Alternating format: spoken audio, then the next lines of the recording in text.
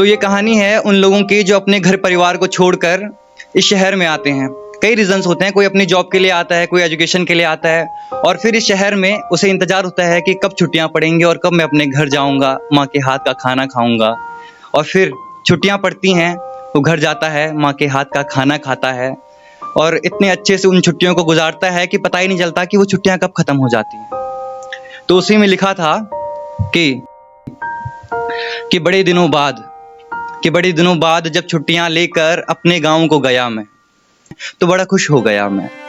जो याद थी मेरे गांव की सब ताजा करने लगा मैं, वही जगह वही रास्ते हर नज़ारे को तकने लगा मैं। और 2-4 दिन बाद गांव की छाँव में पूरा मगन हो गया मैं।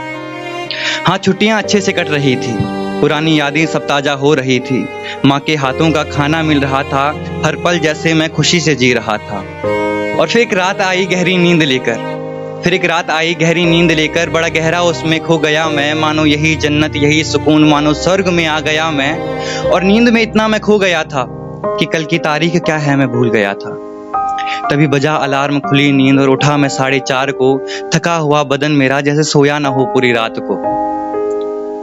फिर उठा देखा माँ के हाथों में मेरे लिए गरम गरम चाय थी और कुछ सामान था उनके हाथों में जो बटोर कर वो लाई थी।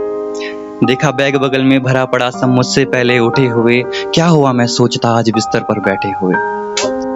पापा बगल में खड़े थे, दीदी बगल में बैठी थी, माँ के आंखों में झलकता पानी था। हुआ क्या था इस सुबह को मैं कुछ नहीं था जानता। फिर उठा बिस्तर से हटाई रजाई, माँ के हाथों से पकड़ी चाय और पीते पीते फिर मुझे ये ध्यान आया गहरी नींद में जो मैं भूल गया था कि घर मुझसे पहले आज इतनी जल्दी क्यों उठ गया था। और फिर याद आया कि ये आखिरी रात थी, अब निकल गई, घर से जाना है आज मुझे, मेरी छुट्टियां खत्म अब हो गई। तो थैंक यू।